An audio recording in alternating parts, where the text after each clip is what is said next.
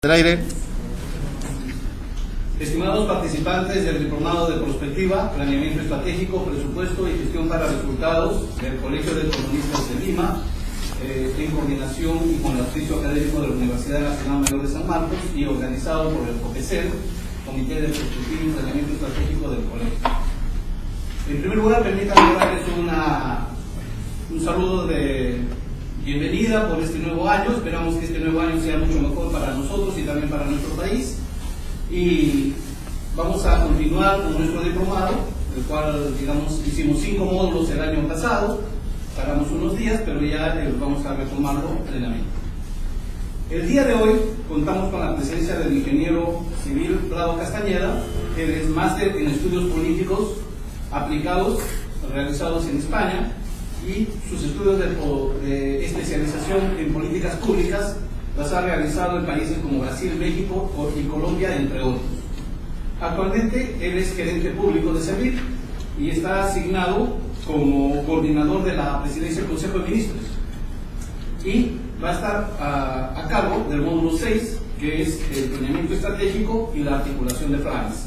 Como todos conocemos, la articulación del planeamiento estratégico se está dando ahora con mayor vehemencia en nuestro país gracias a la presencia de CEPLAN y también a que se formularon 2 instrumentos importantes. Uno, el Plan Estratégico de Desarrollo Nacional, conocido como Plan Bicentenario, y el segundo documento importante es la Directiva de Articulación de Planes, que salió como en el año 2014, o sea, el año pasado, y que está sirviendo de base para articular el Plan Estratégico Nacional con los planes sectoriales, con los planes, digamos, concertados, regionales y locales, y es un proceso que nuestro país está retomando con fuerza, y creo que va a ser una muy buena oportunidad para ver cómo estamos desarrollando este tema. Por favor, pido a todos ustedes y también a nuestros participantes que nos siguen por las redes sociales que le demos un fuerte aplauso a nuestro expositor. A nuestro colegio y bienvenido al auditorio.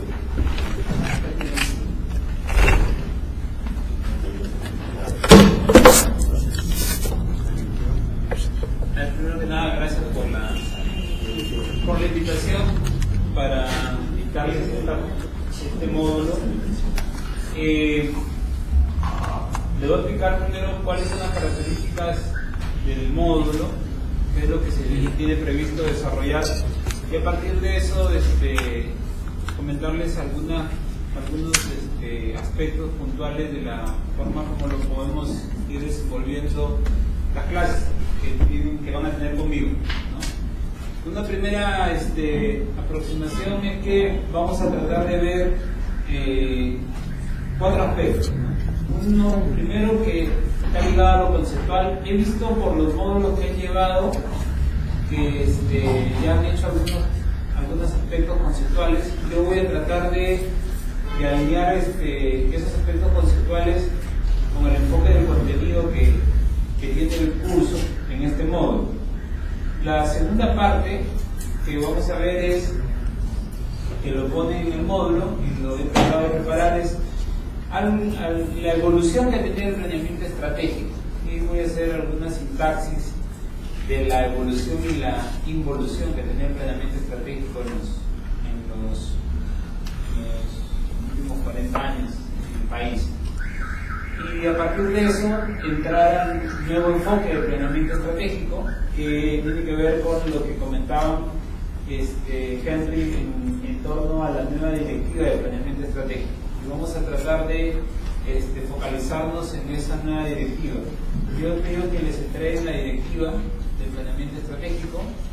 Creo que la tiene. Sí se les envió en el módulo 2 a todos en versión digital. Así que, pero de todas maneras, no se preocupen si no la tienen, porque yo la voy a... Si acá había unas directivas, pensé que les había entrado. Pero más allá de eso, la lógica es revisar un poco la directiva de planeamiento estratégico, para que podamos ver algunas consideraciones del contenido que esta tiene, para pasar de la parte conceptual a la parte metodológica, considerando que la directiva es un instrumento. Y luego lo que vamos a ver de la parte metodológica en este módulo principalmente es la parte de la tipología de planes, la cadena de articulación de los diferentes tipos de planes y abordando algunos aspectos de lo que se está haciendo respecto a los planes. Principalmente hablar del plan que se está actualizando, que se ha empezado a actualizar en casi todas las entidades públicas el año pasado, que continúa esa actualización en este año ya con el nuevo procedimiento, que es principalmente el plan estratégico sectorial interno. Ese es el plan que se está actualizando con la aplicación de la nueva directiva. Entonces, yo me voy a permitir usar ahí lo que se ha avanzado como documento de trabajo, pero es un buen avance como para tener un aspecto práctico de la PCM. La PCM tiene una particularidad, que es un sector bien sui generis en el caso del Poder Ejecutivo y que a la vez tiene varias entradas. Entonces yo lo que voy a hacer es usar el documento de trabajo que ha hecho la PCM con la Oficina de Planeamiento Estratégico y con el apoyo de ese plan, que ese plan está dando asistencia casi a todos los sectores. Y como yo no soy el especialista de planeamiento ni de ese plan ni de la PCM, voy a darme cierto grado de libertad para comentar los aspectos positivos y los aspectos que pueden tener ciertas consideraciones a la luz de una crítica constructiva que yo voy a hacer al procedimiento. Hay que entender acá que todo este proceso de planeamiento estratégico está en construcción en el país. Esta nueva vertiente de planeamiento estratégico está en construcción. Entonces, como les he comentado a los colegas de ese plan, no hay que sentirse mal por lo que no esté saliendo tan bien o por lo que tú encuentres en el camino que puedes hacerse mejor y que lamentablemente a veces el instrumento no te da toda la vertiente o a veces la directiva no te dice todo lo que tienes que hacer, porque así es, pues es una directiva, ¿no? Y además lo enemigo de lo bueno es lo perfecto, ¿no? Entonces la directiva no es perfecta y en el camino uno puede ir entendiendo varias cosas que deben precisarse de la directiva. Además, algo que voy a traer para la próxima clase, porque estuve de vacaciones estos días y recién hoy día revisé toda la norma del peruano de la última semana de diciembre, porque bueno, por parte funcional lo tengo que hacer. Me di con la sorpresa de que hay un cambio a dos conceptos de la directiva de planeamiento estratégico. Han mejorado el concepto del modelo conceptual del análisis prospectivo y han precisado el concepto de actividad. Entonces esto ha salido creo que el 30 de diciembre en el peruano, esas dos modificaciones.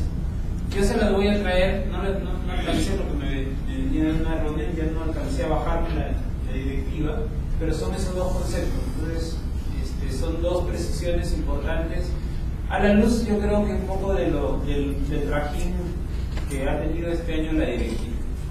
Y claro, también han precisado algunos tiempos, ¿no? que son importantes tenerlos en cuenta. Entonces, nosotros vamos a ver esos temas y voy a tratar de hacer una compaginación. Yo cuando dicto cursos de gestión pública que tienen que ver con ciertas características instrumentales, como es el caso de este curso de planeamiento estratégico, yo a los alumnos nuevos, yo creo que ninguno de los que veo acá les he enseñado alguna vez, les trato de transmitir lo siguiente, que lo aprendí de un profesor de Harvard que me enseñó y yo siempre lo aplico en la gestión pública y siempre es importante estas cosas porque qué bueno que ustedes tengan un equipo en el colegio que se dedique se llaman tanques de pensamiento, o sea, a generar pensamiento en torno a determinadas características de la gestión pública. Una de las cosas que tiene la Escuela de Gobierno de Harvard, que me parece bien interesante, es que una parte de sus profesores son funcionarios públicos. Entonces, ¿qué hace Harvard? Capta a funcionarios públicos políticos que tienen un montón de experiencia, y una vez que tienen bastante experiencia le dicen, ¿sabes qué? Te vamos a jalar y vas a trabajar en Harvard como parte de la escuela de gobierno, y en vez de estar trabajando en el sector público haciendo varias de las cosas que puedes hacer, ahora vas a trabajar acá haciendo teoría de las cosas que tú sabes hacer. Por ejemplo, el tema de valor público en el mundo se escribió en el año 85 y se estaba usando ahora a la luz de que se está usando gestión por resultado. Y el creador de eso se llama Moore, y Moore era un funcionario público que tenía tanta experiencia y que tenía una filosofía de trabajo que le dijeron, mejor vente acá, y acá lo mismo que ganas allá lo haces acá, pero acá lo escribes y acá lo editamos y acá construyes teoría. Bueno, esa forma de construcción de pensamiento no existe en países como los nuestros. Ahora Chile y Colombia están haciendo eso con dos universidades, que es la Universidad de Chile y en Colombia la Universidad de Los Ángeles, que se ha vuelto un ícono en temas de gestión pública, de política pública. Cuando quieran leer textos buenos sobre gestión pública, política pública colombianos, es la Universidad de Los Ángeles, pero bajo la misma lógica, ¿no? Jalan gente del sector público que conoce mucho, que dicta clases, que hace investigación, que escribe artículos, y los traen porque en realidad algunos de ustedes de repente enseña o trabaja en el sector público y enseña, y de repente se darán cuenta que no queda tiempo para lo que uno sabe, conoce por experiencia, escribirlo, hacer un texto, un libro, construir una teoría. Para eso no hay tiempo, ¿no? Enseñar es para mantener. Yo, por ejemplo, enseño para mantenerme actualizado y saber de todo un poco de los temas que se ven en la administración. Pero bueno, yendo por esa línea, una de las cosas que me dijo este profesor es lo siguiente, y es una recomendación que les hago. Cada vez que un funcionario público se enfrenta o alguien que trabaja en el sector público se enfrenta a la gestión pública, con lo primero que uno se choca son con los instrumentos de gestión. O sea, todas las directivas, procedimientos, manuales, guías, son instrumentos de gestión. Y entonces la gente tiene un problema porque cree que usando el instrumento de gestión ya saben de la gestión. Y hay dos cosas previas para poder usar bien un instrumento de gestión de la administración pública. Uno, saber el enfoque metodológico que tiene el instrumento de gestión. Y dos, saber los aspectos conceptuales con los que se han construido la metodología y la referencia instrumental. Voy a ponerles un ejemplo. La directiva de planeamiento estratégico es un instrumento. Si ustedes creen que leyendo la directiva van a hacer el mejor plan del sector público, están equivocados. Es más, mucha gente lo que hace con los instrumentos es lo lee y con la metodología que sabe trata de entender cómo se ha hecho el instrumento, y con los conceptos o aproximaciones conceptuales que tiene trata de interpretar qué quiere decir el instrumento. Entonces este profesor nos decía, es como que a una persona le des un bisturí, que es un instrumento, y le digas que el bisturí ¿para qué sirve? Para hacer una operación quirúrgica, para que lo use un cirujano. Y tú no eres cirujano, eres médico nada más. Tienes algo seguro conceptual básico, pero dile que haga una operación al cerebro a un médico, cualquiera, porque sabe para qué sirve ese instrumento. De repente no sabe cómo usarlo para hacer la operación al cerebro, porque nunca ha hecho una operación al cerebro. Entonces este profesor nos decía que lo más importante cuando uno se choca con un instrumento es entender cuál es la metodología detrás del instrumento. Entonces, por ejemplo, en el instrumento del proceso de planeamiento, que es la directiva que ha salido, la metodología principal que está detrás de la metodología del instrumento es una metodología prospectiva. Entonces yo he visto que ustedes han hecho módulos prospectivos, eso me va a permitir hablar con más énfasis, pero yo tengo que entonces saber que la metodología con la que está construida la directiva, entre otros aspectos, tiene la prospectiva. Pero para yo aplicar la prospectiva inclusive si ustedes leen la directiva no trae conceptos de prospectiva en términos específicos de desenvolvimiento metodológico.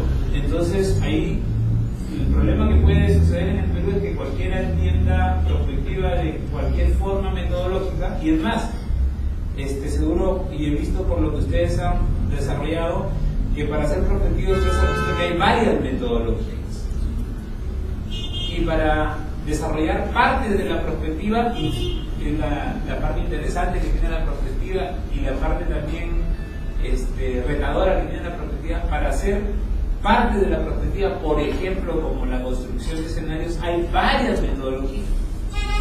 Y si han visto escenarios, como creo que han visto, para hacer partes de la construcción de los escenarios, que hay un procedimiento para hacer construcción de escenarios, para cada parte hay varias metodologías. O sea, hay metodología de la metodología de la metodología.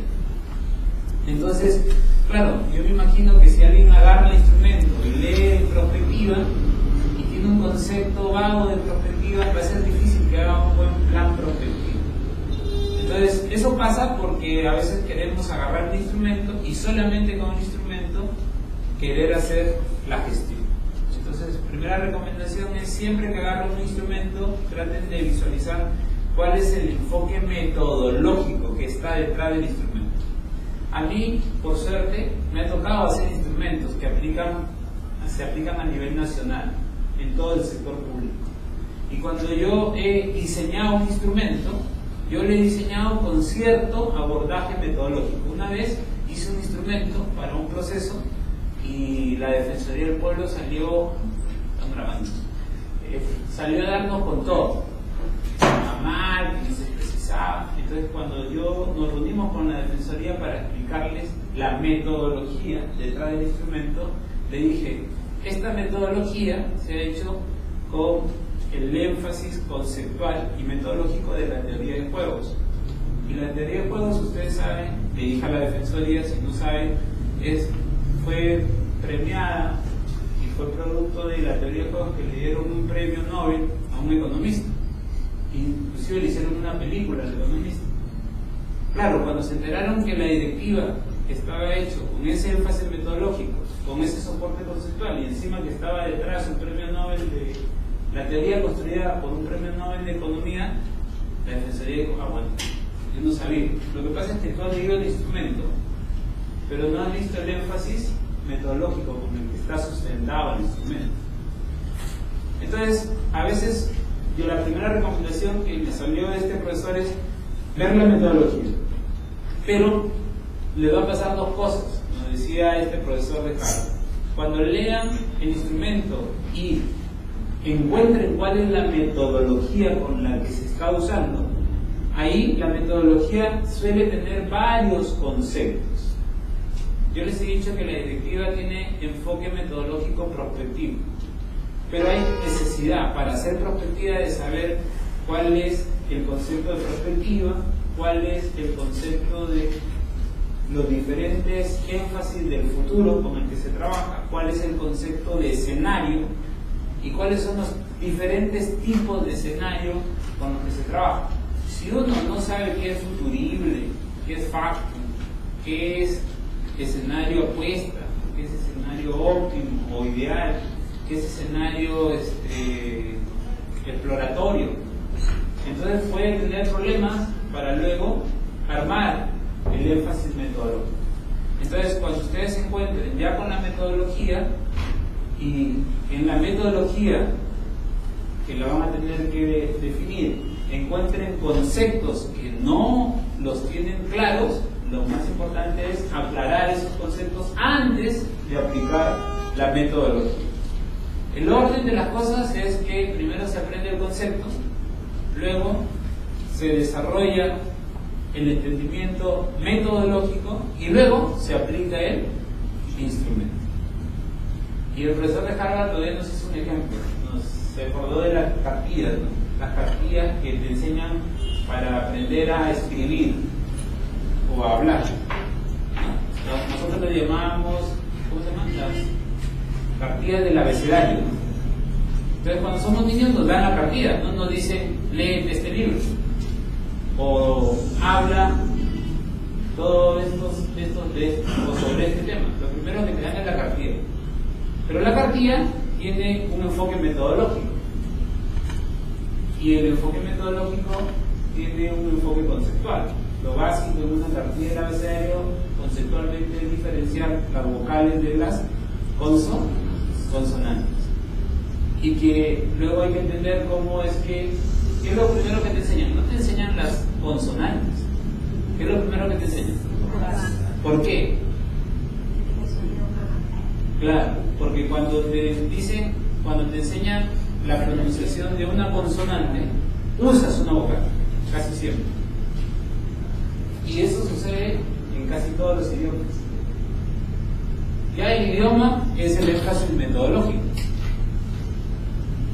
Entonces, es difícil que a ti te den un texto en inglés y que porque esté en inglés ya no sepas hablar. Si es que no has tenido una buena instrumentalización en lo metodológico y en lo conceptual. Entonces, yo en las primeras clases que suelo hacer, siempre me he tomado la libertad de darme unos minutos para explicar estas tres cosas, porque me parece que son cosas elementales. Yo las aplico en todo lo que hago. Cada vez que me ponen a ver temas que no conozco, lo primero que me dan siempre son los instrumentos. Pero lo primero que hago es tratar de leer el instrumento para encontrar cuál es la metodología que está detrás. ¿Qué han querido hacer el que diseñó esto? ¿Qué interpretación, qué enfoque le ha querido dar? Y una vez que averiguo el enfoque, trato de ir a lo conceptual. Entonces, en este caso, que todo está asociado a un instrumento, en este momento que es la Directiva de Planeamiento Estratégico, la clase la voy a hacer con ese énfasis, ¿no? Vamos a empezar por lo conceptual, voy a expresar lo metodológico, voy a tratar de hacer lo tradicional en lo metodológico y lo voy a ir contrastando con lo actual en lo metodológico, y debe servir para hacer un repaso de las anteriores cosas que ustedes han ido viendo en los anteriores módulos y de paso de ir resaltando algunas cosas específicas. Y mi ventaja es que como yo no trabajo ni en CEPLAN ni en las oficinas de planeamiento y presupuesto, trabajo más en las áreas usuarias que nos piden ejecutar todos estos instrumentos, estas metodologías y estos conceptos. Voy a hablar con alguna capacidad crítica del proceso para que cuando ustedes se enfrenten a algunas cosas puedan tener algunos tips de los elementos que van a tener que tener cuidado o también que pueden aprovechar en ese marco de acción.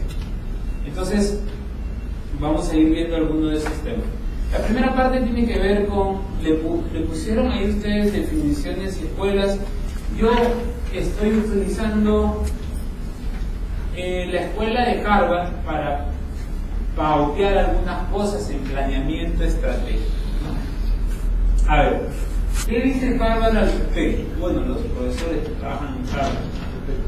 Una cosa importante, en planeamiento estratégico hay varios énfasis en realidad, y hay varias evolución teórica y instrumental de estos procesos, ¿no?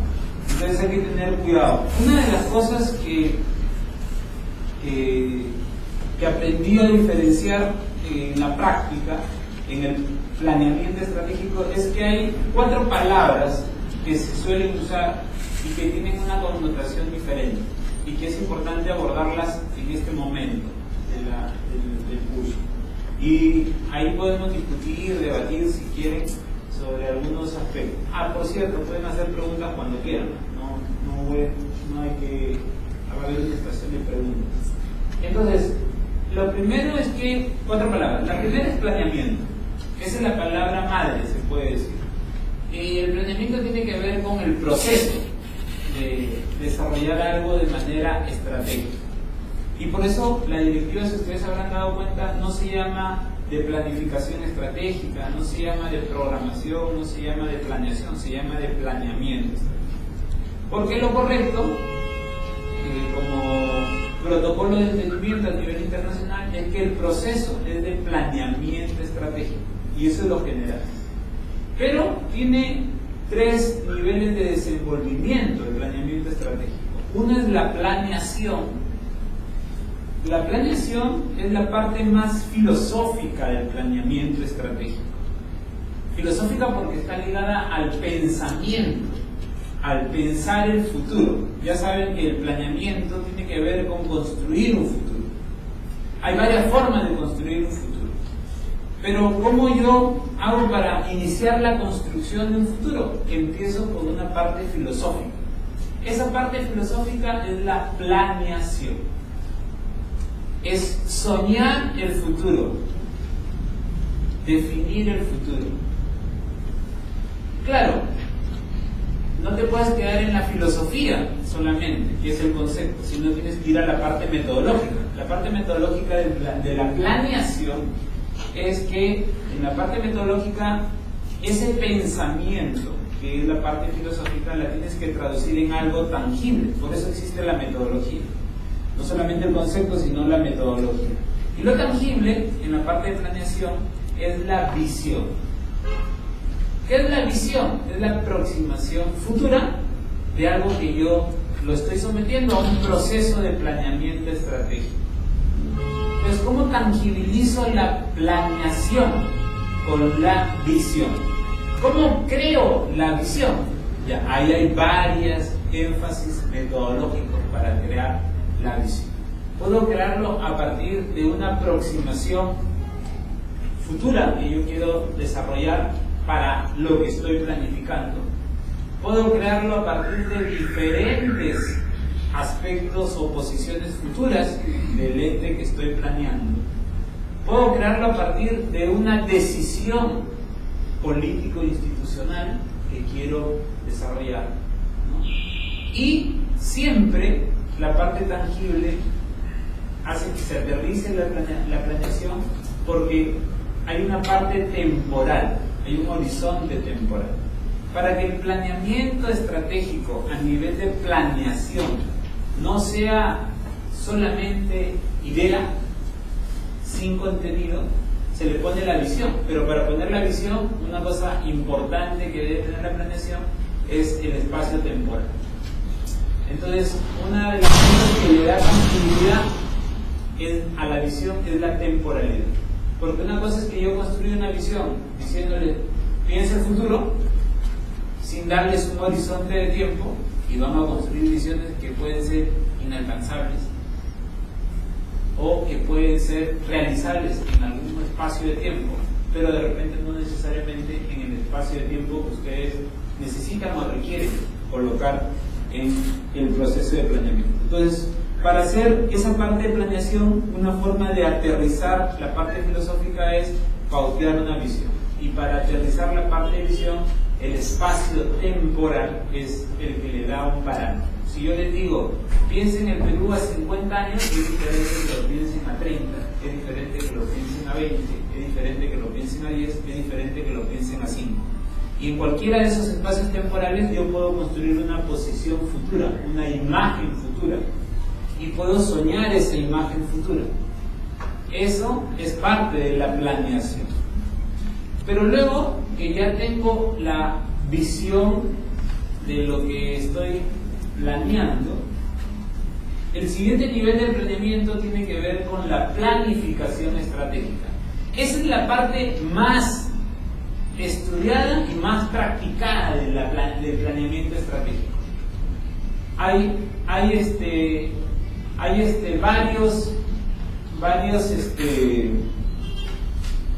varios usos que se le da principalmente al planeamiento estratégico en el común de la gente. Voy a tratar de ponerles algunos ejemplos prácticos.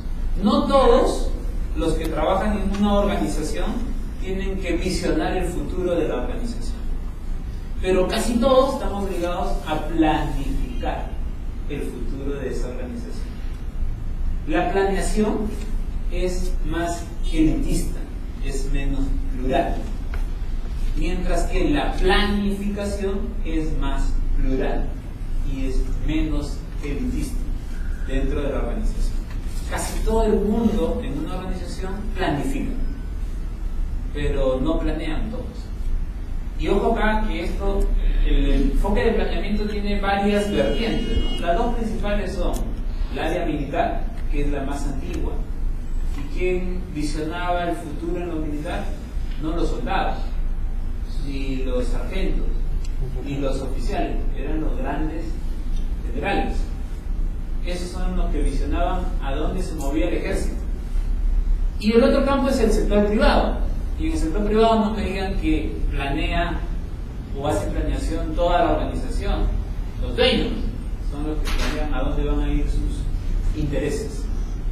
Y el resto de la organización lo que hace es tratar de alcanzar ese sueño por el que le están pagando. Entonces la planeación, que es de pensar el futuro, de definir una visión, una imagen futura del ente que esté planeando, tiene un enfoque muy elitista, de pocos y muy estratégico, es decir, muy de la parte directora o de la parte conductora del ente que se planifica. Y por eso es que son pocos los que participan en esa parte del proceso de planeamiento estratégico. En cambio, en la planificación estratégica, ahí sí es más plural.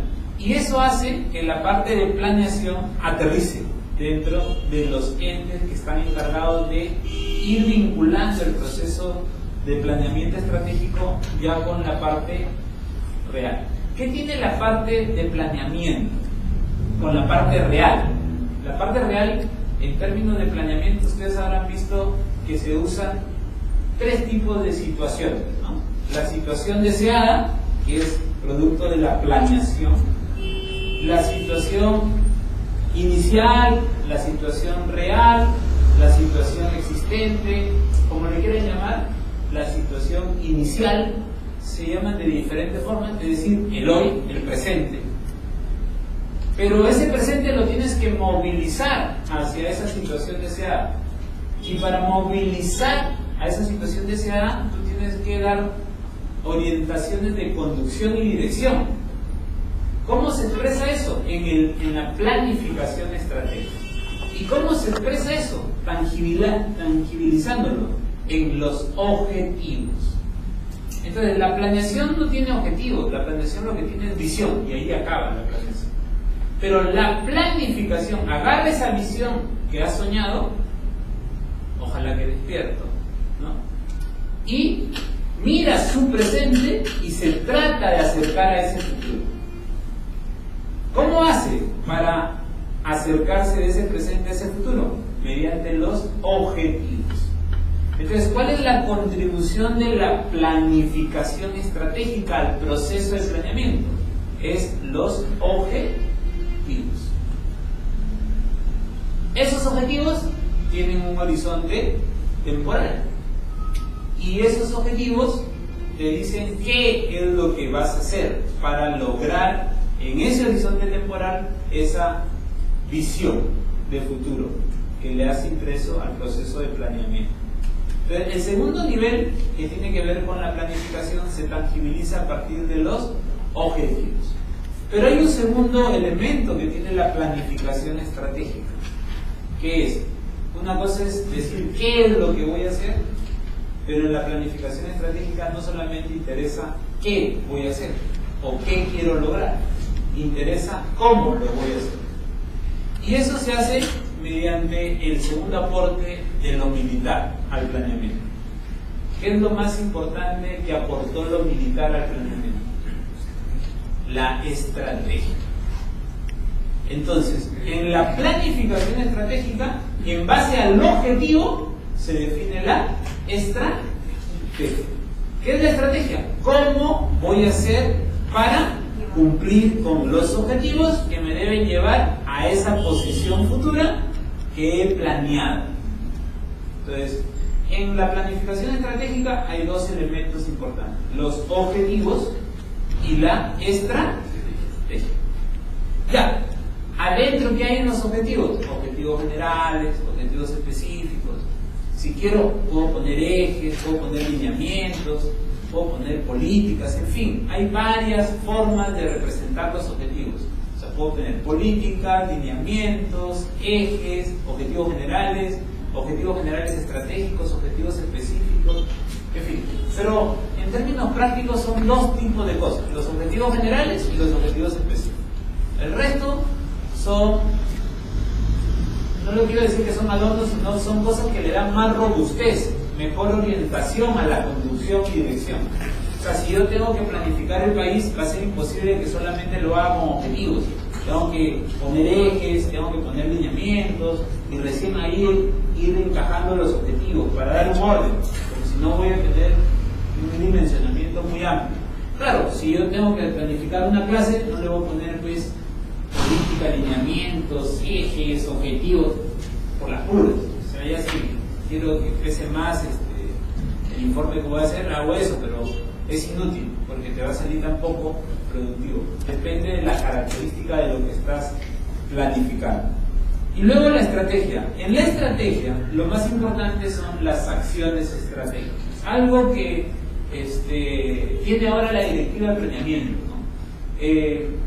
A ver, la directiva de planeamiento, hablando de la directiva, lo voy a ir comentando. Por ejemplo, la directiva de planeamiento no te habla de estrategias, te habla de frente de acciones estratégicas. Porque es un instrumento, pues, ¿no? Claro, para el que hizo la directiva habrá pensado, bueno, le pongo acciones estratégicas y ya saben que eso debe salir de la estrategia. Y la estrategia tiene que ver con la táctica. Y la táctica debe responder a los objetivos. Como esa es la parte metodológica. Si usa acciones estratégicas, está hablando implícitamente, no explícitamente, de estrategia. Entonces, no es que yo pongo un objetivo y saco las acciones estratégicas, como aparentemente está en la directiva. No, tengo que primero pautear el objetivo y luego, antes de meterme a hacer acciones, metodológicamente tengo que establecer la estrategia. ¿Y qué es estrategia? Conceptualmente. No voy a hacer que yo diga, no, la estrategia es esto, y termina siendo mal el constructo del cómo de un objetivo. La estrategia tiene que ver con la táctica adecuada para poder cumplir el objetivo. Como es una táctica, ahí entra el análisis, muchas veces el análisis de causalidad o el análisis táctico. Hay varias tácticas para desarrollar un mismo objetivo. No se olviden de eso, porque es importante. Es importante para decidir la mejor táctica. Es importante para tener capacidad de cambiar la táctica, si es que no te resulta la que estás haciendo. Antes los planes tenían un problema, que eran muy estáticos. Es decir, tú hacías un plan y con ese plan morías hasta el último de los días. Ese era el enfoque. Nadie se atrevía a modificar un plan. Y yo he visto planes de 10 años que nadie los quería modificar. ¿Y cuándo se han dado cuenta que estaba mal el plan? En el año 11. Cuando a mí me tocaba hacer la evaluación del plan. Yo llegué en el año 11 y quisieron actualizar el plan. Y le dije, antes de actualizarlo hay que evaluarlo para ver cuál es la brecha, porque sobre la brecha se vuelve a planificar.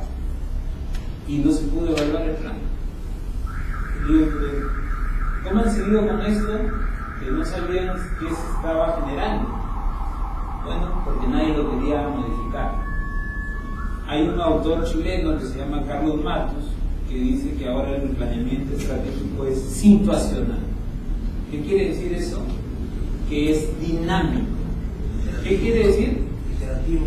Es interactivo, no es estático, lo puedes modificar cuando quieres, y eso parte por una situación a la que nos enfrentamos hoy en el planeamiento, que es importante tenerlo en cuenta en la planificación estratégica, con mucha mayor razón.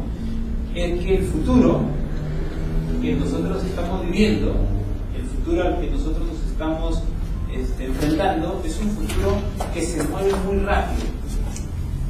Es un futuro que se mueve muy rápido. Lo voy a explicar acá en la pizarra. ¿Tú lo pones? Es gráfico, no les puedo explicar así.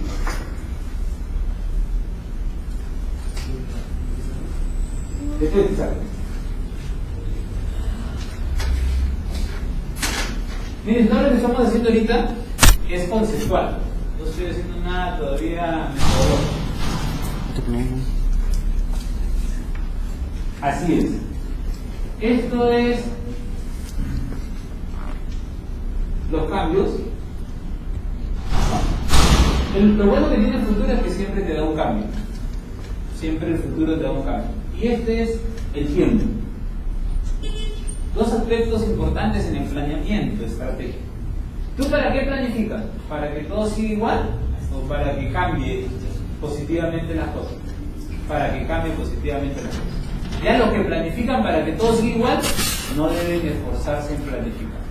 Deben copiar, pegar y chancar y punto. Eso es lo que hay que hacer.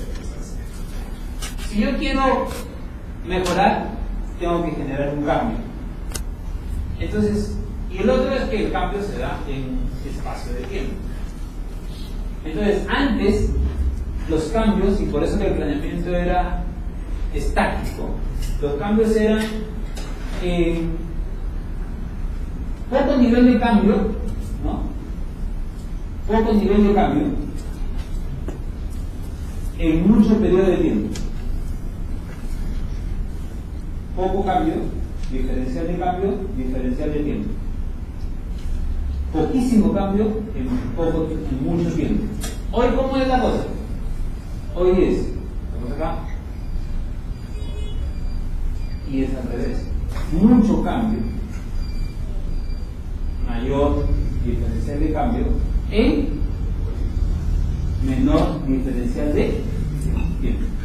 O sea, de repente ahorita estamos planificando algo al 2030 y eso que estábamos pensando que era nuestra realidad actual, que nos proyectaba el 2030, a la hora que terminamos de hacer el proceso de planeamiento, sucedió algo en el mundo. Salió Grecia de la zona euro y yo justo le vendía todo a Grecia. Sale y ya no tiene todas las características que tiene mi negocio con la Unión Europea, porque ya no está en la Unión Europea. ¿Entienden la lógica? Miren lo que ha pasado ahorita, qué ha pasado en el mundo. Miren cómo se movió el mundo ahorita. En el mes de diciembre, nada más. Ha bajado el precio del petróleo. Ha bajado. Nadie pensaba que en tan poco tiempo bajaba tanto el precio del petróleo. Y eso puede ser hasta por factores. Hay varias teorías, ¿no? Bueno, ustedes los economistas son especialistas en eso, en teorizar escenarios, ¿no? Hay una teoría de la conspiración, ¿no? Es que hay algunos actores que mueven el mundo, que gobiernan el mundo y hacen que las cosas sucedan por algo, ¿no? O sea, ha bajado el precio internacional del petróleo abismalmente y se ha movido el mundo políticamente. O sea, si el precio internacional del petróleo estuviese en $140 el barril, no se hubiese dado lo que Obama ha hecho con Cuba. Este es el mejor escenario para lo que ha hecho Obama con Cuba y para que Cuba acepte lo que Obama les ha propuesto. Y sigue bajando el precio. Tanto así que el presidente de Venezuela ha tenido que salir en una gira internacional. ¿Cuándo? ¿Qué le estará ofreciendo? Dicen que se va a reunir con China. ¿Qué le va a ofrecer a China? No sé. ¿Cuántos pozos petroleros le va a ofrecer? ¿Y por qué le ofrece a China? Y no ahí le ofrece a Estados Unidos. Por la correlación de fuerzas políticas. Pero lo que estoy tratando de decirles es que hay muchos factores que no se controlan en el mundo.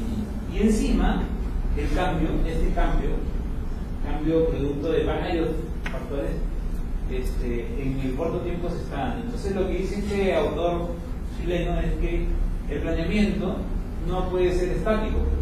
Yo no puedo permanecer con un plan 10 años inamoviblemente, pensando que ese escenario no va a cambiar nunca. Antes de repente sí, ¿no? Porque entre la rueda y la imprenta pasaron siglos. Pero entre su primer celular que ustedes tuvieron en su vida y el iPhone que está acá, con toda la potencia que tiene, con todo lo que ha significado su lanzamiento internacional, ¿no? Que en pocos meses se acabaron los iPhones. Y ahorita Apple debe estar creando el iPhone 7, mientras nosotros estamos queriendo conseguir el iPhone 6. Lo que estoy tratando de decirles es que inclusive el cambio es inesperado, por ejemplo. Tú no sabes lo que va a pasar de aquí en el próximo año con exactitud. Antes de repente sí, bueno, porque entre una innovación y otra, para ponerlo en términos prácticos, el tiempo que pasaba era siglos. Y tú sabías que la vida iba a seguir igual por varias décadas. Entonces eso te permitía planificar en un mundo más estático. Entonces la planificación, esa de los objetivos y de las prácticas, se somete a esa realidad. Y yo no puedo estar pensando que mis objetivos tienen el mismo constructo en el cómo, porque la realidad puede hacer que no cambie mi objetivo, pero sí el cómo, y automáticamente cambie la práctica. O al revés, ojalá que no les pase mucho eso, que tengan que cambiar hasta el objetivo. Sí. Y ahí en los conceptos que usted nos está dando, ¿dónde podríamos poner el concepto de política? Teniendo en cuenta que usted también dice, por ejemplo, el objetivo que quiero, ¿no? La política que hago, la estrategia que me da. Pero el concepto que usted nos da, ¿dónde podríamos considerar la política? Sí, la política es una directriz, una intención, una decisión. Eso es lo que es la política. Entonces, ¿qué es más amplio?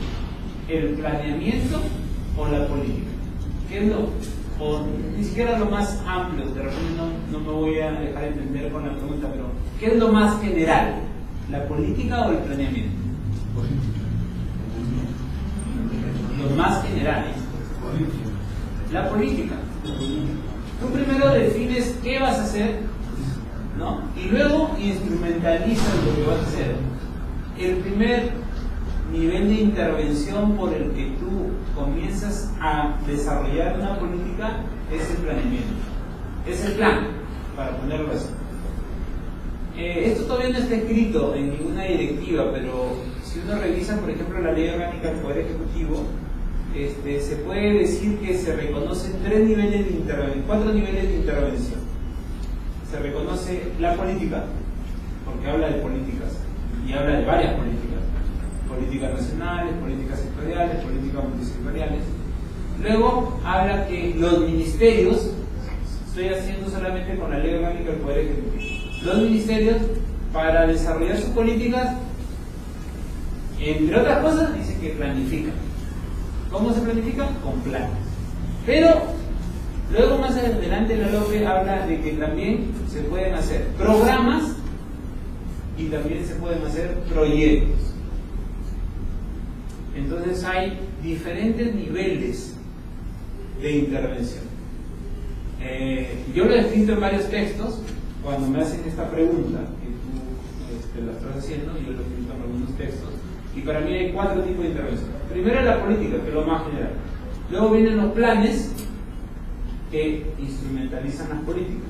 Y te puedo poner ejemplos. Para el plan bicentenario, si tú revisas el plan bicentenario que está vigente, su construcción es en base a las políticas de Estado. De acuerdo a luego los PC deben estar de acuerdo a la política de gobierno. La política de gobierno, según la López, se expresa en políticas nacionales y políticas sectoriales. El gobierno define su política general de gobierno a partir de sus políticas nacionales y sectoriales, y en función a eso hace sus planes, en este caso sectoriales multianuales. Y luego de los planes sectoriales multianuales vienen los planes estratégicos institucionales y luego los planes operativos. Y para desarrollar eso viene el tercer nivel. ¿Mediante qué lo desarrollan los planes las entidades públicas? Mediante programas, mediante proyectos, y los programas y proyectos adentro lo que contienen son actividades. Y puede haber que un plan se haga además con actividades, sí, también con actividades. Entonces un plan a nivel sectorial, a nivel estratégico, se hace con programas, con proyectos y con actividades. Y los programas y proyectos tienen actividades. Entonces al final todo termina en un conjunto de actividades. Y si quiero ir al operativo, ya las actividades lo puedo convertir en tareas. Y esa es la última definición que ha salido, que les contaba que ha salido este fin de año, que han definido que la actividad es el conjunto de tareas. Eso ha salido hace unos días. No recuerdo bien porque he leído tantas normas ahora, no me he ubicado ya en el tiempo, pero he visto ahí la directiva de ese plan, que el concepto que han mejorado de la directiva es el de actividad. Justamente por lo que estoy comentando. Entonces, la planificación estratégica se podría decir que se nutre de la visión de la planeación. Esa visión de la planeación tiene un contenido para regularlo a lo que tú preguntas con las políticas, y a partir de eso yo defino los objetivos. ¿Y el objetivo qué es? Es definir cómo de esta situación inicial, real,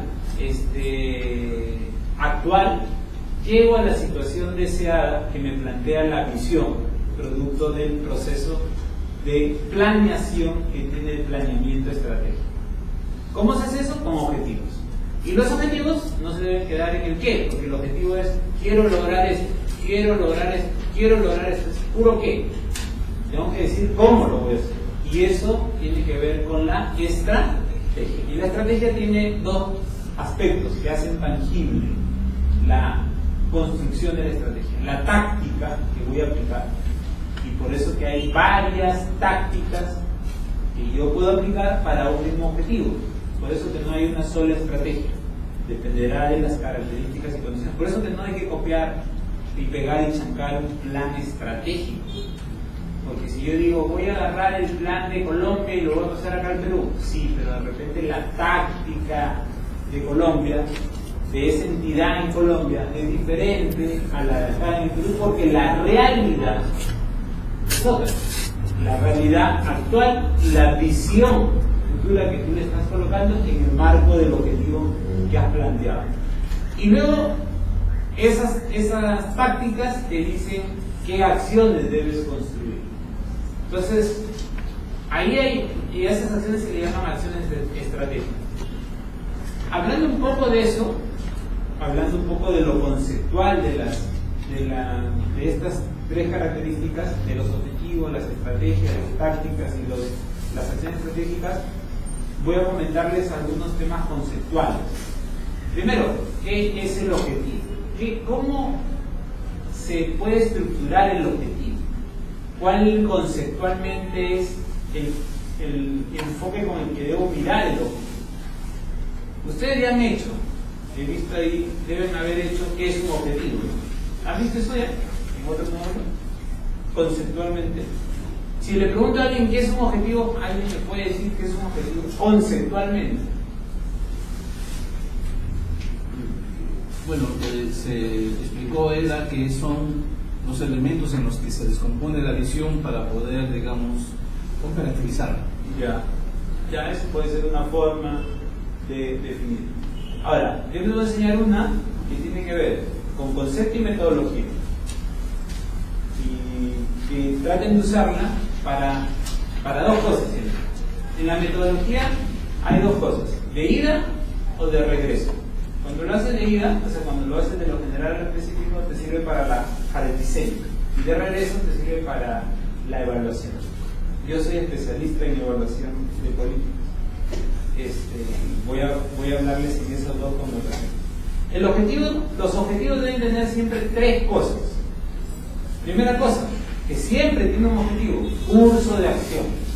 ¿Qué es un objetivo? Es un curso de acción para lograr algo. ¿Lograr qué? Lo que dice la visión. ¿En función a qué? A algunas componentes, ¿no? No es que el objetivo te dice lo que vas a lograr a nivel de visión, no. El objetivo no te dice de frente lo que dice la visión. Te dice lo que vas a lograr en una componente de esa visión. Porque la visión es una construcción integrada y sistémica del ente que has planificado. Y por eso que las visiones son pequeñas, no son una construcción amplia, ¿no? Esas visiones que son de una hoja están mal hechas. ¿no? Porque está casi seguro que todo el mundo ha querido verse en el rompecabezas. La lógica es que sea algo que integre y que genera un enfoque sistémico. Entonces el objetivo lo que hace es lograr algo que forma parte de esa construcción, de esa imagen futura que tú quieres obtener a partir de el efecto integrado y sistémico de la intervención, que en este caso es un plan. Entonces, lo primero que tiene un objetivo para eso es un curso de acción. Y por eso que en la redacción de un objetivo se usa un verbo. Ese verbo es el curso de acción. Y hay que tener cuidado con los cursos de acción, porque a veces uno colócale fortalecer. Suena bonito. Colócale contribuir, colócale desarrollar, colócale ampliar, colócale mejorar. Todos esos verbos tienen una connotación diferente. No es lo mismo contribuir que fortalecer, que apoyar, que mejorar. No debe ser que te copies, googlees el objetivo y en China lo hayan puesto a mejorar y acá no sea mejorar. Acá no hay nada hecho. Mejora lo que está hecho y mejora lo que está hecho bien. Acá a veces ponen mejorar algo que está hecho mal. Ahí primero tienes que hacerlo bien y luego lo mejoras. Se llama mejora continua, gestión de procesos, gestión de calidad. No mejoras algo que está mal. Si vas a mejorar algo que está mal, te va a salir peor. ¿No? Mejoras lo malo, te va a salir peor. Entonces hay que tener cuidado con el curso de acción, porque eso genera una interpretación de la conducción respecto a lo que quieres desarrollar. Un segundo elemento que tiene los objetivos es que siempre tienen una característica cualitativa. O sea, ¿qué curso de acción vas a desarrollar?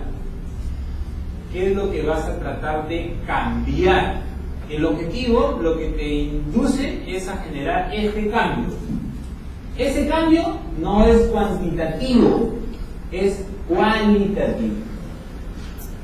¿No? A ver, si pasamos de la rueda a la imprenta, ¿qué pasó? ¿Qué cambio pasó? ¿Cuantitativo? ¿Cambió la cantidad de gente? ¿Cambió la...? No, es cualitativo. Generó otra forma de desarrollo de la sociedad. Entre comunicarnos por un telégrafo y comunicarnos por internet. Yo me acuerdo de mi pueblo, yo soy de Guadalupe, y me acuerdo cuando mi mamá se iba a hablar por teléfono, le decían, pase a la cabina 40, pasar la cabina, y te enchufaban un cable, ¿no? Ahora hable. No sé si se acuerdan de eso. Ya yo, y chibolo iba, pero eso. Y mi mamá ahora se comunica conmigo por WhatsApp. ¿Entienden la lógica? Miren en cuánto tiempo. Yo unos 30 años. Yo tengo 39. Me acuerdo de la cabina 8, 7, 6 años. Ahora en el mismo pueblo, más, yo en un sitio, yo en República Dominicana y ella whatsappeando. O sea, yo en una isla y ella whatsappeando ahí en Guadalupe. Oye, ¿qué tal? ¿Cómo llegaste? Siguió en tiempo real. Llegué bien, chévere. Antes no, pues hasta que entre la llamada, con la Venezuela. ¿No? O sea, ese cambio no es cuantitativo, es cualitativo. Entonces, cuando uno pautea un objetivo, tienes que generar ese cambio. Entonces, el modelo conceptual, por eso tiene componentes. Porque esta visión futura que tú quieres desarrollar acá, tiene componentes que deben ir incrementando valor a partir de los cursos de acción, esos cambios, para que el conjunto de esos cambios genere esa visión futura que tú quieres colocar. Y lo malo pues es que esa visión futura cada vez se mueve. Entonces tengo que yo estar moviendo la parte cualitativa del cambio. Si no, terminamos creciendo menos de lo que queríamos crecer, pensando que el mundo no se iba a mover, pensando que el precio internacional de los commodities iban a seguir al alza. Y como no han seguido el alza, ya no hemos crecido 6%, hemos crecido casi 3%. Entonces eso nos genera un cambio en el objetivo. No, yo sigo pensando que el otro año va a aumentar y me quedo ahí. No, el plan es situacional. La situación cambió, el plan cambió. Y por eso es que hay todas las medidas que se han dado recientemente y que se quieren seguir dando. Por poner un ejemplo nada más. Muy bien, segundo elemento entonces, parte cualitativa. ¿Qué quiero cambiar? Tercer elemento es que eso que quiero cambiar será en un sujeto o en un objeto en el cual voy a incidir a partir de ese curso de acción. Entonces tengo que tener claridad sobre el sujeto y el objeto. Entonces, ¿qué es un objetivo conceptualmente? Es un curso de acción para generar un cambio positivo en un objeto o sujeto en el cual hay que incidir para lograr una imagen futura de lo que quiero o de lo que estoy planeando, a lo que le he sometido a planeamiento estratégico. Puedo hablar de un territorio, puedo hablar de un sector, puedo hablar de un país, puedo hablar de una institución, puedo hablar de una unidad orgánica, puedo hablar de un área, de lo que yo quiera inducir, de lo que yo esté animando a desarrollar. Ahora, los objetivos tienen requisitos, tienen que ser claros, tienen que ser precisos, tienen que ser realizables, tienen que ser medibles y tienen que ser controlables.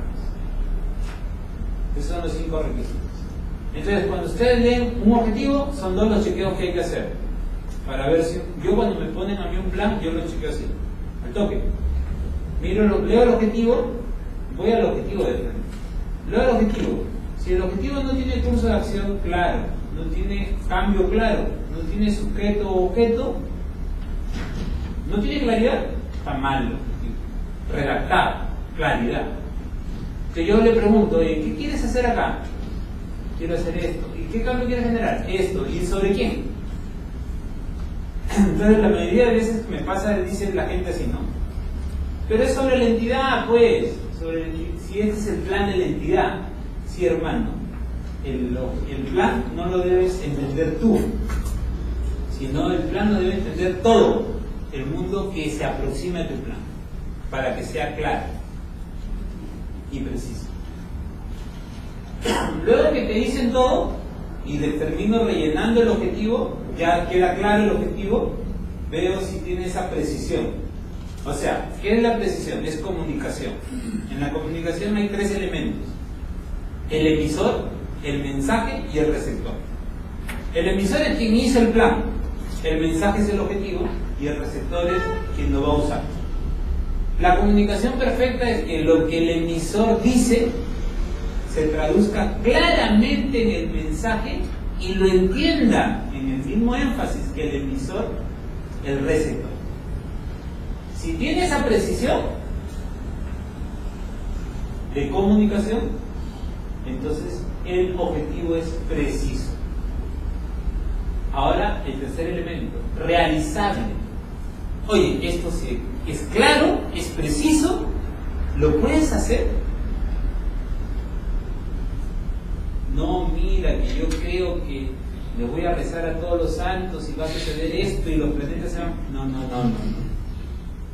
No, realizable es que tú, con los recursos que tienes, lo puedas hacer. O con los recursos disponibles, lo puedas hacer. Recursos que tengas son los tuyos. Los recursos disponibles son los que no tienes tú, pero que están en tu entorno interno o externo para hacerlo. Entonces, una cosa importante en lo realizable es los recursos. En el Estado los recursos son de 4 tipos: los normativos, los presupuestales y financieros, los humanos y los materiales, logísticos y tecnológicos. Y ustedes han hecho presupuesto, he visto, ¿no? Entonces, tú puedes tener la norma y no tienes la plata. Puedes tener la plata y no tienes la norma. No te puedes gastar la plata. Tú puedes tener la plata del canon y quieres gastarla para hacer, pagarle a los profesores, para que mejoren la educación. pero la norma dice que la plata del canon no se puede usar para gasto corriente. Pero oye, ese es para cumplir mi plan, acá está la plata, está en el banco, hay que pagar. No se puede, hay que sacar la norma. La norma en el sector público es un recurso tan valorable como la plata. A veces me ha pasado a mí, tienes la norma, tienes la plata y no tienes la gente. Y si la tienes, no con la competencia que la necesitas. Y te gastas la plata y no te gastas al ritmo que necesitas gastar. Y te quedas con la plata. Y tienes decisión, ¿no? La norma. ¿Con quién hay que hablar? Con el presidente. Pero no tienes la gente. Es más, te voy a contar un caso que tuve la plata, la norma, y no había los profesionales en la cantidad necesaria en el Perú para hacer la intervención. ¿Y qué tuvimos que hacer? No cambiar el objetivo. ¿Cambiar qué? ¿Qué se cambia? La estrategia. Y esa intervención funciona ahora. No voy a decir el nombre porque están grabando. Y funciona con otra estrategia. No es la mejor, pero a no hacer nada hay que hacer algo. Y esa fue la recomendación. No cambien el objetivo ni lo cambien. El objetivo sigue siendo el mismo. Lo que hay que cambiar es la estrategia para que sea realizable. Porque el objetivo era claro, era preciso, pero el problema era su realización. Luego puede ser que tengas la plata, la norma, la gente y no tengas la parte material, logística y tecnológica. Eso incide mucho en la ejecución. Parece mentira, pero la planificación, y acá de repente hay varios planificadores, y los planificadores, una crítica que le hacen a los que planificamos es que somos demasiado teóricos, y en realidad somos teóricos. Hacer un plan es teoría, pero para que no te digan que es tan teórico tu plan, tienes que pensar en lo realizable.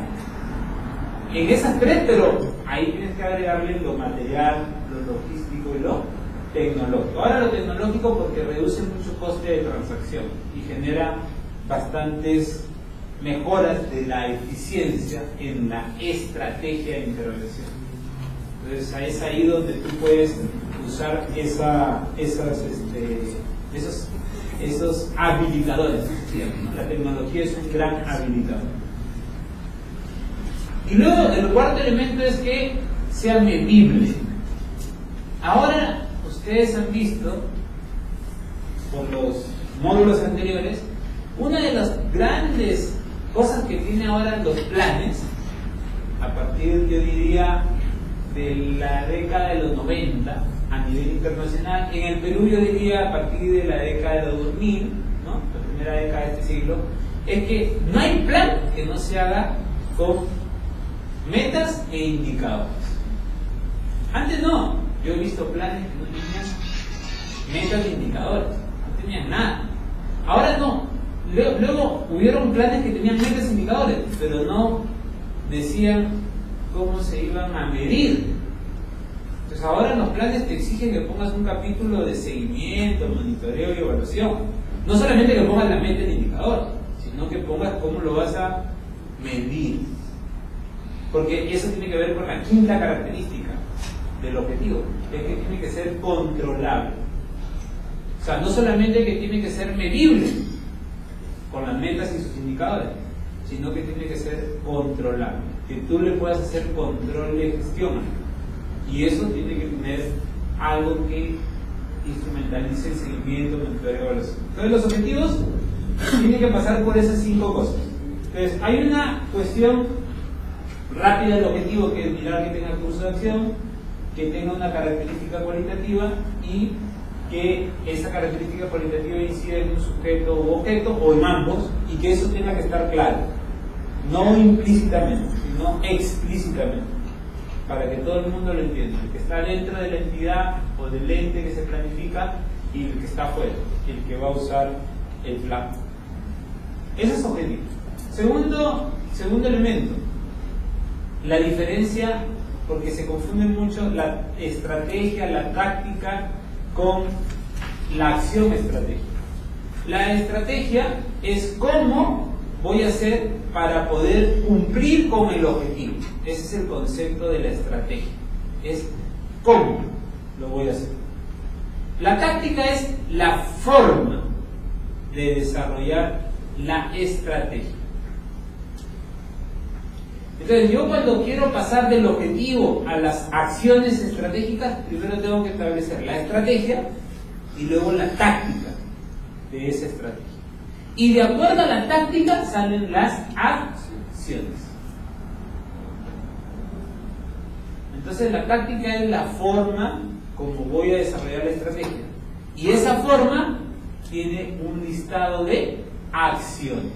Esas acciones se le llaman acciones estratégicas. Esas acciones estratégicas luego se pueden traducir en programas, en proyectos, en actividades. Y hasta ahí está la planificación estratégica.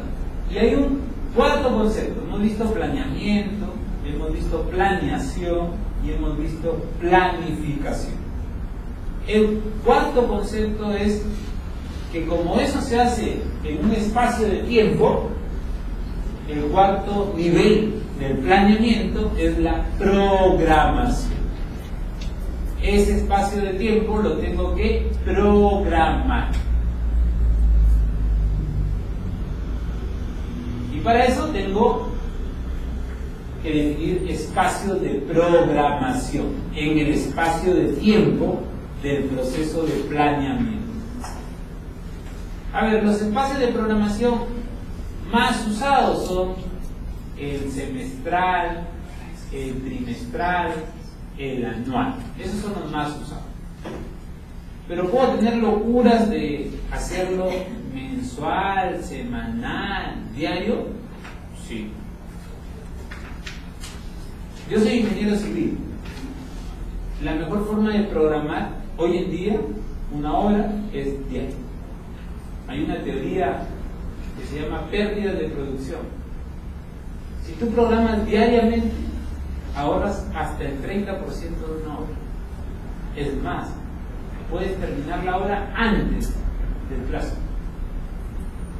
La línea 1 del metro lo hizo Graña y Montero. Lo terminó 3 meses antes. Ahí se ahorra ese 30% que les digo, con todos los gastos que dejas de desarrollar en esos 3 meses. La variable de tiempo le agrega una consideración importante a la eficiencia, porque la eficiencia es lograr el objetivo con los menores costos de producción de ese objetivo. Pero hay algo que ahora se paga, que paga el privado, ¿no? Que es la productividad. Y la productividad tiene que ver con la eficiencia por la variable de tiempo. Se llama oportunidad, ¿no? Si le agrego yo la eficiencia a oportunidad, me vuelvo productivo. Bueno, la lógica de desarrollar la programación es que mientras más específica es la programación, más oportunidad del control tienes. Si ustedes controlan manualmente, se van a dar cuenta cada año de los errores que han cometido. ¿Qué es mejor que te des cuenta? ¿Diario o anualmente de los errores que han cometido? Diario. Ya saben cómo pueden hacer un control de gestión. Claro, sino que para hacerlo, ¿por qué no todo el mundo trabaja en control diario en el planeamiento? Porque es difícil. Necesitas muchos ojos en poco espacio de tiempo. Pero bueno, ahora hay las TICs para hacer eso. Hay el control de gestión, los tableros de control para hacer seguimiento. Y ustedes habrán escuchado, quiero hacer seguimiento, monitoreo de evaluación en tiempo real. Ese es el paradigma del seguimiento y la evaluación. Bueno, hay instancias que hacen eso en tiempo real, que tienen lo que crearon estos autores, ¿no? Bueno, Anthony Robert, que es el concepto que yo estoy usando, fue el profesor de los creadores de Balance Scorecard, que es el cuadro de mando integral. Este patita fue el que les enseñó a Kaplan. que es el autor del Balance Scorecard. Pero les enseñó, yo uso a Anthony Robbins porque como él fue el profesor de los que crearon ese diseño metodológico, dije, mejor hay que ir al profesor, porque seguro que en base a sus enseñanzas, y Kaplan lo dice en varios textos, en base a las enseñanzas de él, ellos dijeron, hay que hacer algo que nos permita controlar los objetivos. O sea, de esas 5 variables que les he dicho, ellos dijeron, la variable más difícil es la del control. Porque para que sea claro, hay que leer con claridad, para que sea preciso hay que ver que se comunique bien, para que sea realizable hay que ver que tenga metas e indicadores, para que sea medible hay que ver cómo se hace, hay que ver las metas e indicadores, para que sea realizable hay que ver los recursos, pero para controlarlo ahí está el esfuerzo. Y miren, esa metodología es una metodología ahora expandida a nivel internacional. Ustedes se van a la Tarjea, yo me fui a la Tarjea hace, ¿qué será? 15 años, 16 años, y tienen un tablero de control, la Tarjea. Y con un tablero de control controlan toda la operación anual de la Tarjea, pero lo controlan en tiempo real. De tal manera que un perro se mete a una compuerta, ¿no? Que viene en el río Rima y la compuerta se atasca. Antes tenían que esperar que el agua se desvíe, bajar, ver qué se había atracado, ver qué tipo de material estaba, sacar. Ahora no, pues ahora sale, pulsa en el tablero de control una luz ámbar y luego si se atraca una luz roja, un ladrillo, ¿no? Entonces eso es parte de la evolución que tiene eso. Y claro, ahorita te doy la palabra. Y ahora, adicionalmente a eso, antes que me olvide, la evolución ha ido a la inteligencia del negocio, ¿no? O sea, tú debes tener el tablero de control, pero puedes colocarle inteligencia. Es decir, que el tablero de control te ayuda a identificar el error, pero el sistema te puede ayudar a solucionar el error. Es el ejemplo de los aspersores, ¿no? De incendios. Identifican el humo, pero ¿qué es lo que hacen? Se abre la fuente de agua. ¿Y para qué se abre? ¿Para apagar el incendio? No, sino para bajar el humo en la habitación y la gente que está en la habitación pueda salir, porque la mayoría de gente en un incendio no se muere por quemadura, sino se muere por asfixia.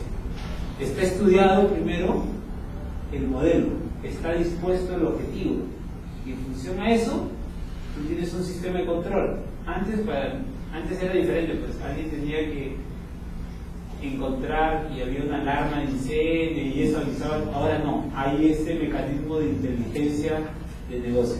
Bueno, preguntas. No, yo no quería invitar a tomar un café, porque normalmente Sí, yo puedo seguir hablando. Pero antes de la pregunta, para ir a tomar café. A la luz de su experiencia, el Balance Scorecard nos habla de 4 elementos. Sí. Su situación real, el aspecto financiero, la parte de lo que es todo su aspecto de sus clientes y su sistema de aprendizaje. A la luz de su experiencia, ¿le van a escoger alguna institución que lo haya aplicado bajo estas herramientas? Sí, hay varias, públicas hay varias que lo han aplicado, pero yo soy más primigenio en el Perú, o sea, voy más a lo primitivo. Yo no creo, o sea, yo creo que las entidades deben usar el Balance Scorecard si tienen una buena planificación. Si no tienen una buena planificación, van a usar una sofisticación inadecuada para el nivel de planeamiento que tienes. Entonces, hay entidades como Sinermin, tienen premios de todos los procesos, tienen un montón de cosas, tienen recontra planificado, recontra estandarizado. Eso se hace en Balance Scorecard y es sacarse, pues, no es muy dificultoso. Sí, pero yo he visto una entidad que no solamente hace Balance Scorecard, sino que tiene integrado todo. O sea, tiene integrada el planeamiento, tiene integrada la ejecución, ejecución, tiene integrado el SIAP, tiene integrado el SIGA, tiene integrado el sistema de monitoreo y evaluación, y no trabajan por funciones, trabajan por proyectos. Toda la intervención a nivel nacional, de tal manera que una unidad operativa en alguna parte del Perú quiere comprar A, y tiene que referenciarlo y pasar por todo ese sistema, y todo está interconectado. O sea, puedes llegar, y a eso ya es más amplio, pero cuando tú le preguntas a la persona que lo diseñó, ya está muerta, pero le preguntas a la persona que lo diseñó, le preguntabas, tú a la persona que lo diseñó te dice pues que todo el trajinar que tuvo que hacer. Entonces yo no creo en que tú compres un paquete de software y le metas a una entidad eso y ya está. No, lamentablemente hay que enseñar que existe ese concepto, ¿no? Que existe, disculpen, ese instrumento, pero hay que enseñar el concepto. Lo que yo estoy acá enseñando es el concepto. Ya, si tú tienes una entidad que puede desarrollar todo lo que hasta ahorita he mencionado con cierta claridad, entonces puedes llevar al proceso de darle más sofisticación. Y al inicio, hacerlo de manera rudimental. Para hacer un tablero de control necesitas tres cosas. Necesitas una unidad de control de gestión independiente. Necesitas una parte directiva que sepa qué es lo que quiere de la organización, y necesitas centros de responsabilidad que sepan qué es lo que han acordado con la parte directiva y que te entreguen información de avance de manera permanente. Ese conceptito es el que creó este profesor. Con ese conceptito que este profesor creó y les enseñó a Kaplan y Robert, ellos fueron y crearon lo que tú has mencionado, las perspectivas para armar ese conceptito mejor. Yo lo que digo es, arma ese conceptito, nada más, ¿no? Yo voy a hacer otro material que no les he entregado, que lo voy a hacer para las próximas clases, dependiendo de cómo avancemos, porque me han pedido ahí que haga algo sobre marco lógico de indicadores. Entonces ahí les voy a mostrar el modelo de este profesor, que es un modelo bien básico, que no hay que hacer mucho, y yo lo he aplicado en varios sitios y con eso es más que suficiente. Ya cuando tú entras en la sofisticación y la gente ya puede hacerlo y lo hacen con bastante progresividad, ya puedes ir a un escenario de desarrollo del balance scorecard. Y lo segundo es que para el balance scorecard necesitas hacer mucha gestión de procesos. O sea, no solamente saber qué es lo que quieres hacer, sino en la estrategia tener claridad sobre los procesos que vas a desarrollar para poder hacer esas acciones estratégicas. Sí. Una pregunta. ¿Es posible correlacionar un plan de gobierno con la planificación estratégica? Claro. ¿Puede tomar como referencia? Sí, sí. Yo he hecho eso. Para un ministro hice toda la correlación. Del plan de gobierno, desde el plan de gobierno fue con Alan, con el ministro, ¿cómo se llama? Vallejo. Hicimos plan de gobierno, política general de gobierno, que eso está en el discurso del presidente, según la Constitución estoy hablando. Todo tiene que ser legal, porque en el sector público luego tú le presentas una cosa y dices, ¿de dónde se te ocurrió? No, que a mí se me ocurrió. No, la gente no cree. Es claro, tienes que hablarle con propiedad. El plan de gobierno está ahí en el Jurado Nacional de Elecciones. Eso no lo he creado yo, eso lo creó el partido. La política general de gobierno, según la Constitución, es el mensaje a la nación del presidente de la República y el discurso y el mensaje que hacen los premieres para su voto de confianza. Eso dice, según la Constitución y la Ley Orgánica del Poder Ejecutivo, que son políticas generales del gobierno. Muy bien, agarras eso y vas sistematizando, vas haciendo toda una cadena. Y luego, en ese tiempo no había Plan Nacional de Desarrollo, pero había las políticas de Estado. Y luego, las políticas sectoriales funcionales. Y luego, lo estratégico institucional y luego lo operativo. Y esa es una matriz de coherencia y de consistencia. Y con eso tienes una orientación. Entonces, ya, pues ahí te vas dando cuenta que está vacío, que no está lleno, que está descuadrado, que a veces lo que dice el plan estratégico institucional va por acá, y lo que dice el plan sectorial va por acá, y lo que dice la política general de gobierno va por acá, y claro, el presidente cuando se entera de que no están cumpliendo lo que él ha dicho y están haciendo otra cosa, le da cólera. Así cambian los ministros. Lo otro es que no hay consistencia hacia adelante, ¿no? Están grabando. Ya. Lo que pasa es que un ministro cuando entra no... Se me guardan de mi trabajo. Un ministro cuando entra no sabe lo que tiene que hacer. No es que encuentra todo lo que tiene que hacer y acá acabó y acá sigue. Pero yo me imagino que si Dionisio Romero cambia a su hijo, ¿no?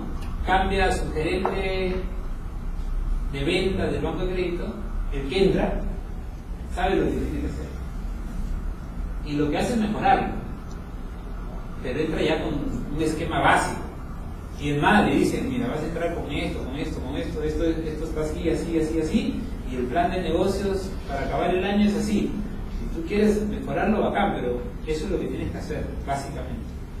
Acá hay un cambio de ministro, en cualquier gobierno hasta ahorita, yo he trabajado en 3 gobiernos, entran, y yo he conversado con varios ministros, y dicen, yo siempre le preguntaba a los ministros que conozco, les he dicho, ¿qué es lo que hacen el primer día, después que ya todo el mundo ya los felicitó?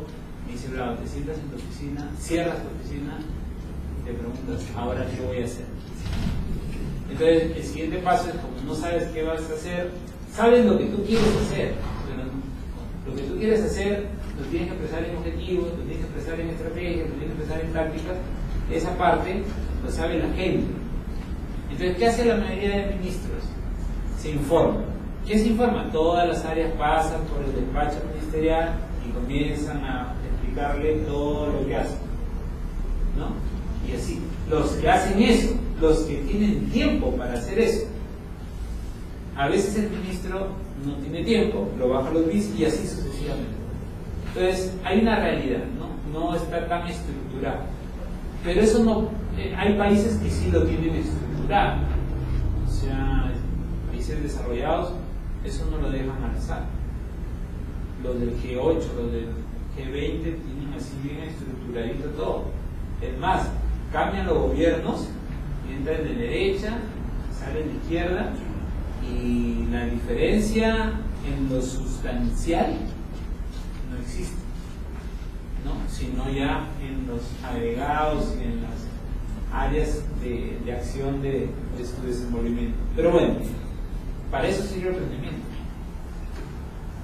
Vamos al break.